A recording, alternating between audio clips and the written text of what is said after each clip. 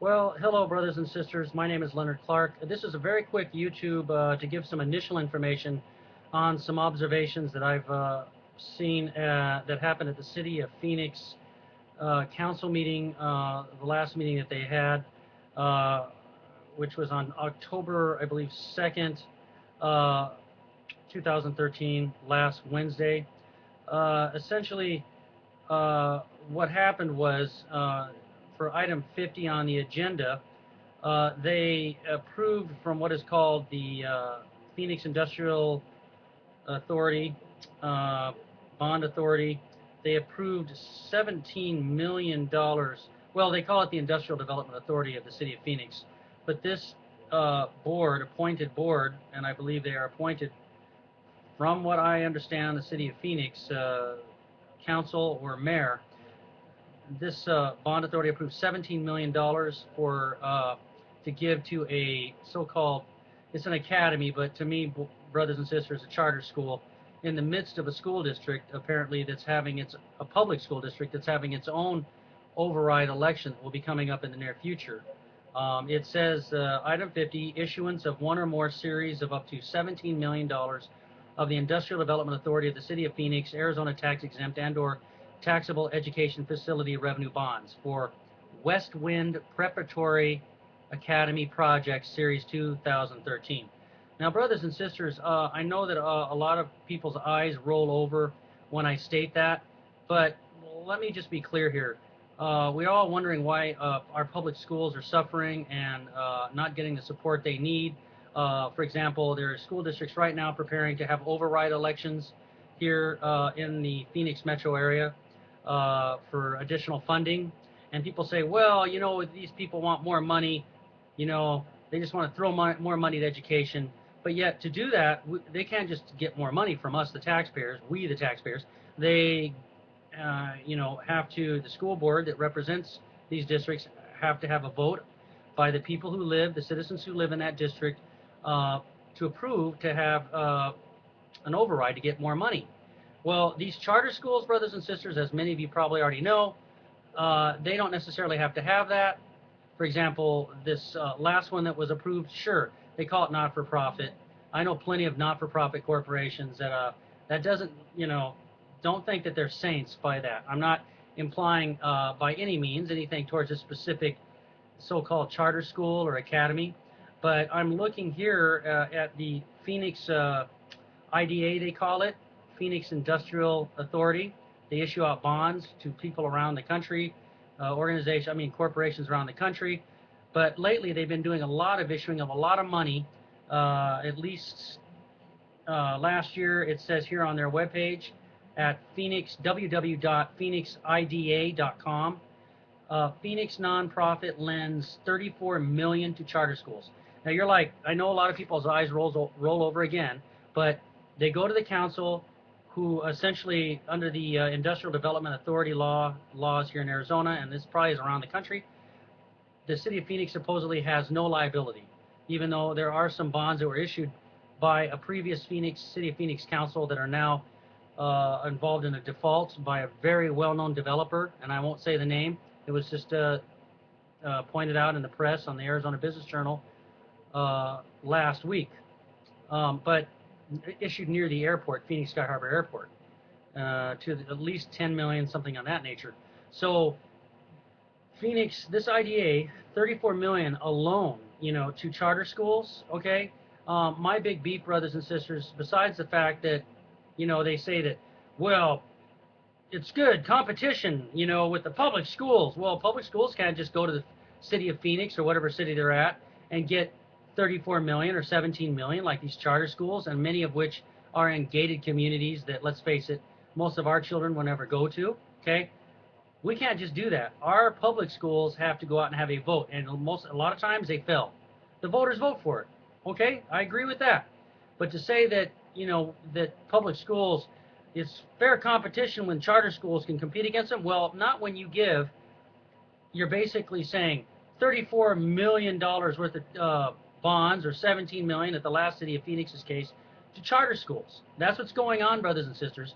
And these same politicians, I'm telling you right now, there's some big names on the Phoenix Industrial board authority. And yeah, I know that, there might be some people not happy with me that are going to look for anything they can to come after, uh, you know, basically a poor Phoenix citizen, because I'm not rich. I don't make money off of this. I feel good because it's the right thing to do, because our public schools are doing a good thing for our society, and our teachers are working their rear ends off. Our parents and communities are working their rear ends off, and yet they have to put up with this issuing out $34 million in bonds to these private schools, charter schools, and they can go out and hire teachers when we have to go ask hundreds of thousands of people to vote.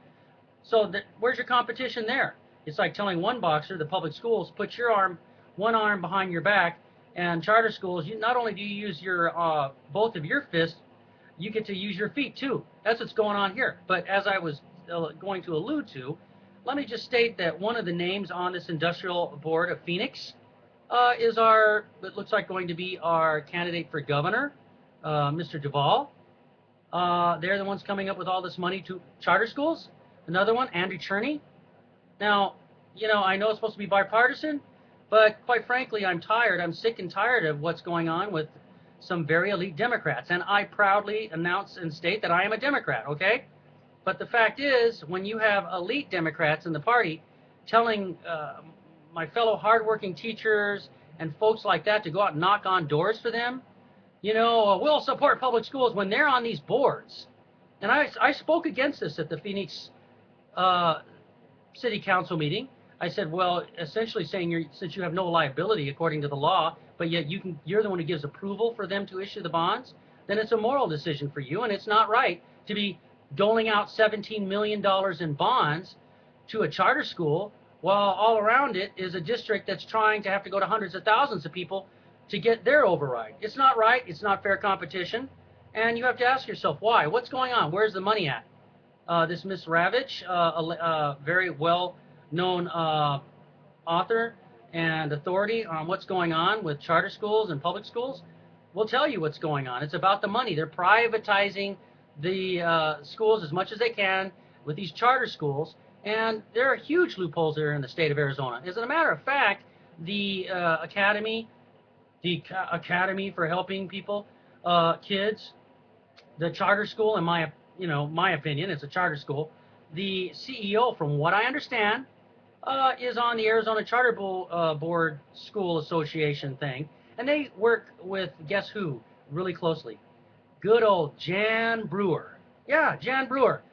The lady who was going to deny emergency money or money to people on for emergency assistance, but now she has changed that. But, elite Democrats in our party telling us, teachers, we believe in the unions for the teachers, and, go knock on doors for us, and they're issuing out tens of millions of dollars in Phoenix alone to charter schools in the midst of a charter override election, mini elections for our public schools.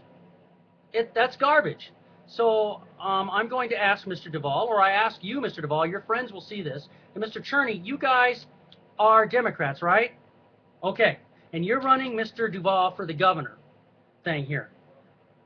What are you doing sitting on a board authorizing $17 million to go to a charter school? And I probably take it that last year, at least $34 million alone in one bond money thing in the year 2012, issuing out to other charter schools. You're not doing it for public schools. Brothers and sisters, they're not saying, hey, Phoenix Union High School District or Phoenix Elementary or whatever school district, here's $20 million bonds for you. No, we have to go out and ask the people for a vote. But yet, you so-called Democrats on this charter board can issue out tens of millions? You need to stop it. You're going to say, well, they're not for profit, Mr. Clark.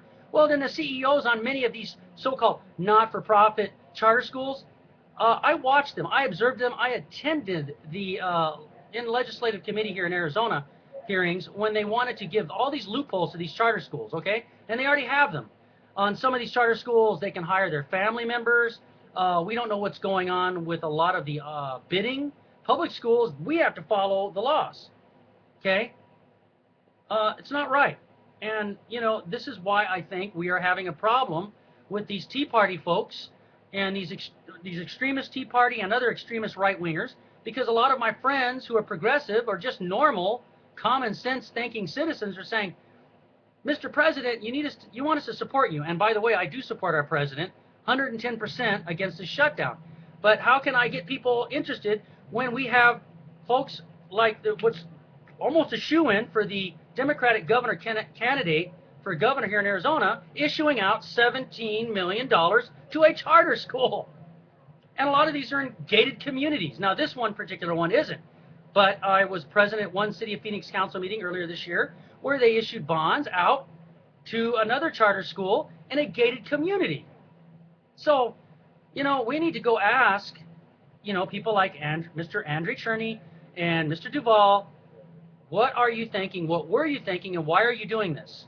And another thing, I've attended some of their meetings, and they make it seem very, they make a citizen such as myself, who doesn't cause any problems, in their little room when they meet, in their ties and their collars and their suits, haggling over all of this financial paper, very welcome. They make you feel unwelcome. And they always are calling executive session, so you can't hear what's going on.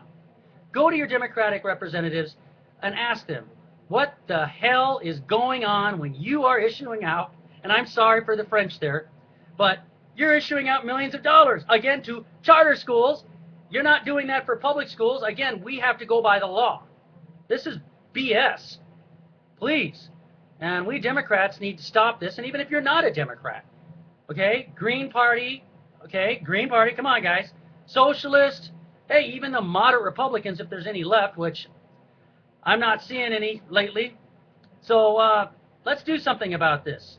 Find out what the hell's going on, and why is City of Phoenix Council and the mayor allowing these huge amounts of millions of dollars of bonds to go to charter schools while our public schools are suffering. We have classes full of 30 students and one teacher.